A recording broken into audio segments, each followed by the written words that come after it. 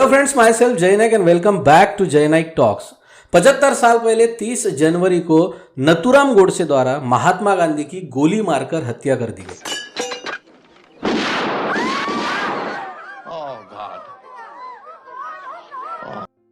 हमारे देश के राष्ट्रपिता के इस शोक के दिन कुछ लोग ऐसे हैं जो जश्न मनाते हैं।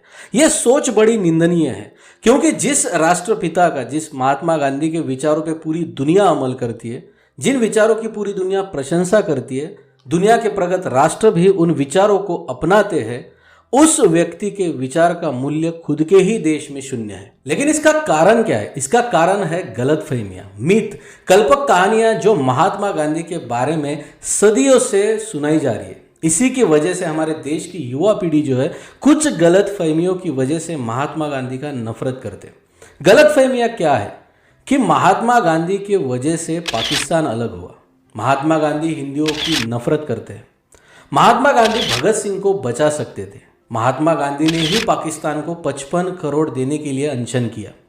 ये सारी चीज़ें जो है कई सालों से, जब से गांधी जी की हत्या हुई उनके बाद ये सारी चीज़ें बार हमारे यंग जनरेशन को बताई जा रही है। तो चलो इस सारी गलतफहमियों और मिथ से आज पर्दा उठाते हैं। लेकिन उसके पहले अगर आप चैनल पे नए हो तो चैनल को अभी सब्सक्राइब करें, बेल आइकॉन के बटन को अभी दबाएं और वीडियो को अंत तक जरूर देखें। सबसे बड़ी गलतफहमी है महात्मा गांधी के बारे में कि महात्मा गांधी की वजह से ही पाकिस्तान अलग हुआ, या महात्मा गांधी ही चाहते थे कि पाकिस्तान अलग हो। ये सब कुछ जो है ना, वो बिना पढ़े बिना जाने ही लोग बोलते करते 1857 के बैटल से। 1857 का ऐसा एक संग्राम था जहां पे हिंदू और मुसलमान एक साथ में अंग्रेजों के खिलाफ लड़े। इससे अंग्रेजों के नींव हिल गई, वो जड़ से हिल गए और उन्होंने सोचा कि इस देश में लंबे समय तक अगर हमें राज करना है तो हिंदू और मुसलमान को अलग करना सबसे जरूरी है।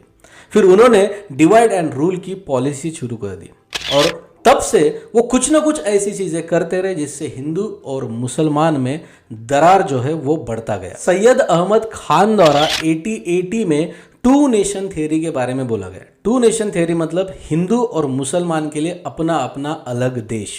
1905 में हिंदू और मुस्लिम की दूरी बढ़ाने के लिए लॉर्ड कर्जन ने बंगाल का पार्टीशन किया। बंगाल में ज्यादातर मुस्लिम लोग रहते थे।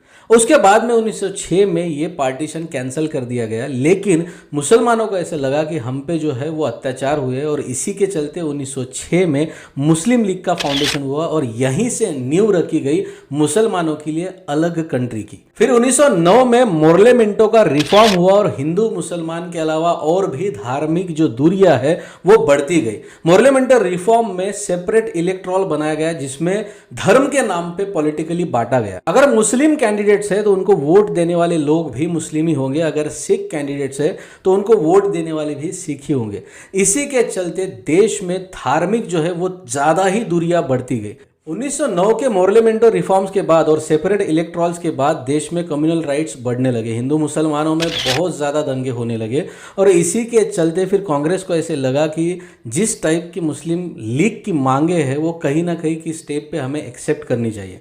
1916 में लखनऊ में कांग्रेस के लीडर लोकमान्य तिलक और मोहम्मद अली जिन्ना के बीच में करार हुआ, जहां पे कांग्रेस ने जो है मोहम्मद अली जिन्ना की मांगे और सेपरेट इलेक्टोरल को एक्सेप्ट किया। कांग्रेस को ऐसे लगा कि ऐसे करने से हिंदू और मुस्लिम में जो दूरियां है वो कम हो जाएगी, बल्कि दूरियां कम तो नहीं हो लेकिन बढ़ती गई। उसी समय पे महात्मा गांधी ने इनको वार्न किया था कि भले ही आपकी हिंदू मुस्लिम एकता का इंटेंशन सही होगा, लेकिन जिस टाइप से आप सेपरेट इलेक्टोरल्स का शॉर्टकट ले रहे हो आगे जाके ये लॉन्ग टर्म के लिए बहुत ज़्यादा नुकसानदायक होगा। और हमने आगे जाके देखा भी कि ये शॉर्टकट हमें कितना ज़्यादा महंगा पड़ा।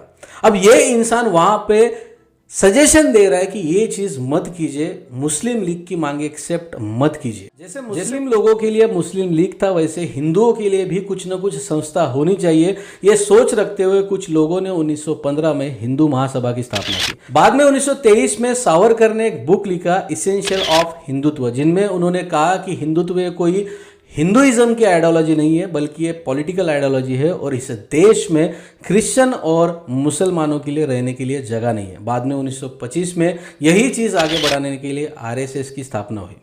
1933 में चौधरी रहमत अली ने एक पैम्पलेट रिलीज किया, नाउ एंड नेवर, जिसमें सबसे पहले पाकिस्तान का जिक्र किया गया और पाकिस्तान उनके ख्याल से इस टाइप का था। पी का मतलब था पंजाब, ए अफगानिस्तान, के कश्मीर, एस सिंध और बलूचिस्तान का स्थान।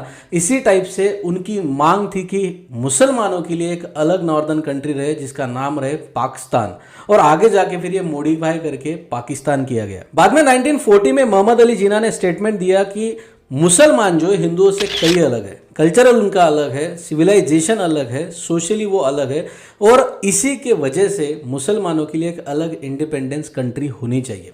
बाद में 1946 में इलेक्शन हुए और इस इलेक्शन में सेपरेट इलेक्ट्रॉल के चलते मुस्लिम लीग ने कई सीटें जीती। मुस्लिम लीग ने इस इलेक्शन में 425 सीटें जीती। इतनी सारी सीटें जीतने के बाद मोहम्मद अली जिन्ना का जो है वो कॉन्फिडेंस बढ़ गया और 1946 में उन्होंने डायरेक्ट एक्शन की घोषणा की। मोहम्मद अली जिन्ना ने कहा कि एक तो मैं इंडिया को डिवाइडेड देखूंगा, नहीं तो डिस्ट्रॉयड देखूंगा, और 14 अगस्त 1947 में पाकिस्तान अलग हो गया। यह बस एक डेट है दोस्तों कि जिस दिन पाकिस्तान अलग हुआ, लेकिन पाकिस्तान को अलग करने की नींव 1880 में ही रची गई थी। नथुराम गोडसे ने महात्मा गांधी को गोली मारी, लेकिन नथुराम गोडसे ने महात्मा गांधी की जगह मोहम्मद अली जिन्ना को गोली मार देते तो उसके बाद में कोई रहता ही नहीं है मुसलमानों के लिए अलग राष्ट्र मांगने वाला, और पाकिस्तान अलग बनता ही नहीं, और नथुराम गोडसे इस देश के सबसे बड़े हीरो बन जाते। दूसरी गलतफहमी महात्मा गांधी के बारे में फैलाई जाती है कि महात्मा गांधी ने पाकिस्तान को 55 करोड़ रुपए दिए या वो देने के लिए उन्होंने अनशन किया। भारत और पाकिस्तान का पार्टीशन हुआ था, उस समय आरबीआई में 400 करोड़ रुपए थे और पाकिस्तान को 75 करोड़ देने का एग्रीमेंट हुआ। भारत ने 20 करोड़ रुपए दे दिए, लेकिन कश्मीर के कुछ मुद्दों की वजह से 55 करोड़ का इंस्टॉलमेंट रुका दिया। बाद में पाकिस्तान ने इंटरनेशनल कोर्ट जाने की जब धमकी भारत को दी, उस समय क्योंकि ये लीगल एग्रीमेंट था, भारत हैव टू पे टू पाकिस्तान, तो उसके ही चलते भारत ने फिर 55 करोड़ का इंस्टॉलमेंट भी पाकिस्तान को दिया। इस समय पार्टीशन की वजह से देश में जो कम्युनल राइट्स चल रहे थे, तो उसी के खिलाफ दिल्ली में महात्मा गांधी अनशन कर रहे थे। लेकिन हमारे देश के कुछ लोगों ने इस अनशन को इससे लिंक करते हुए महात्मा गांधी ने पाकिस्तान के लिए 55 करोड़ मांगे, ऐसी मांग की। कोई भी चीज़ जब बार बार झूठी चीज़ बोली जाती है तो वो भी सच लगने लगती है। लेकिन सच्चाई ये है दोस्तों कि पाकिस्तान के 55 करोड़ देने में और महात्मा गांधी के अनशन का कोई भी लिंक नहीं है। ये सरासर एक झूठ है जो अब तक हमारे देश के यंग पीढ़ी में फैलाया जा रहा है। तीसरी सबसे बड़ी गलतफहमी है कि महात्मा गांधी भगत सिंह को बचा सकते थे, लेकिन उन्होंने जानबूझ के बचाया नहीं। भगत सिंह, सुखदेव, राजगुरु, आप चाहते तो उन्हें बचा सकते थे, लेकिन आपने उन्हें बचाया नहीं। देखो, अभी सोचने वाली बात यह है दोस्तों कि उसमें महात्मा गांधी का ऐसा क्या फायदा होगा भगत सिंह के फांसी चढ़ जाने से। महात्मा गांधी के भगत सिंह खुद बहुत बड़े फॉलोवर थे। अगर आप भगत सिंह के कोट्स और किताब पढ़ोगे, कुछ लिखा हुआ पढ़ोगे, तो आपको समझ में आएगा कि शुरुआती दिनों में वो महात्मा गांधी को ही फॉलो करते थे। महात्मा गांधी बार बार आयरविन को लेटर लिखते रहे कि भगत सिंह की अगर सजा कम हो सकती है तो कम करने के लिए कंसिडर करें। आयरविन ने खुद अपने कोट में लिखा है कि महात्मा गांधी उस व्यक्ति के लिए बार बार रिक्वेस्ट कर रहे थे जिसकी विचारधारा महात्मा गांधी की विचारधारा से बिल्कुल विपरीत है। मतलब जो व्यक्ति अपने विपरीत विचारधारा व्यक्ति के लिए बार बार आयरविन को लेटर लिख रहा है, कुछ लोगों को भेज रहा है भगत सिंह की सजा कम कर दी जाए, उस व्यक्ति की जिम्मेदारी क्या होगी कि भगत सिंह को फांसी उनकी वजह से हुई या उन्होंने जानबूझ के नहीं बचाया। और जो एक गलतफहमी महात्मा गांधी के बारे में है वो ये कि वो हिंदुओं के खिलाफ थे, हिंदू धर्म के खिलाफ थे, हिंदू राष्ट्र के खिलाफ थे। अगर आप थोड़ा सा भी महात्मा गांधी के बारे में पढ़ोगे तो आपको पता चलेगा कि वो बार बार ये चीज बताते थे कि मैं सनातनी हिंदू हूँ। महात्मा गांधी को हिंदू होने पे गर्व भी था और प्रेम भी था, लेकिन वो बाकी धर्मों का नफरत नहीं करते थे, सबको अपना मानते थे।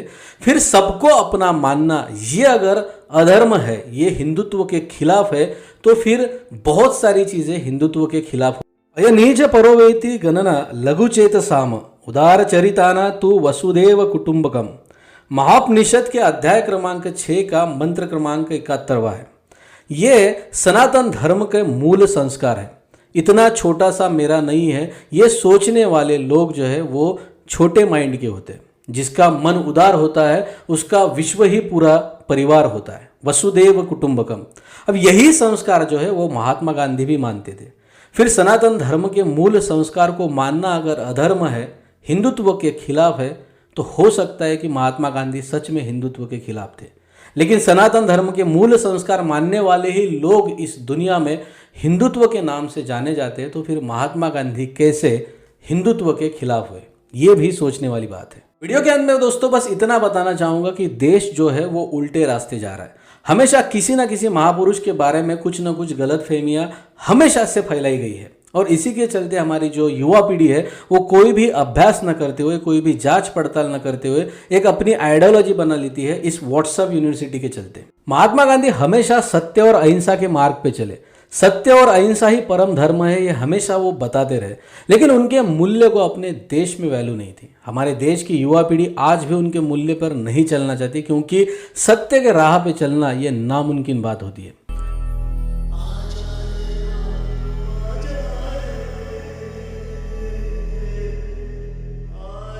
ये सर्किट अच्छा हुआ बापू रियल में नहीं है यार। आज वो यहां होता ना तो ये डरे हुए लोगों का देश को देखकर बहुत रोता था यार। वो बोल बोल के मर गया कि सच बोलो, लेकिन आज कोई भी सच बोलता है ना तो लोग उसकी वाट लगा देते हैं। जिस इंसान ने अपने छाती पे देश के लिए गोलियां खाई, उस इंसान को हम सिर्फ नोटों और फोटो में ही देखना पसंद करते हैं। क्या सच में इन सारी चीजों के लिए महात्मा गांधी ही जिम्मेदार थे, या कोई और जो महात्मा गांधी के खिलाफ ऐसी चीजें फैलाए जा रहा था? हमारे देश के युवाओं को यह सोचने की जरूरत है, और सोचना भी चाहिए। तो आज के लिए इतना ही दोस्तों। उम्मीद करता हूं वीडियो आपको इन्फॉर्मेटिव लगा हो, और आपकी क्या राय है महात्मा गांधी और उनके बारे में फैलाए गए मिथ्स के बारे में, तो कमेंट बॉक्स में मुझे जरूर बताएं। वीडियो लोगों के साथ शेयर करें। चैनल को ऑलरेडी आपने सब्सक्राइब कर लिया। इस कॉन्फिडेंस के साथ आज मैं आपसे विदा लेता हूं। मिलते हैं अगले वीडियो में, तब तक के लिए अपना ख्याल रखिए। धन्यवाद।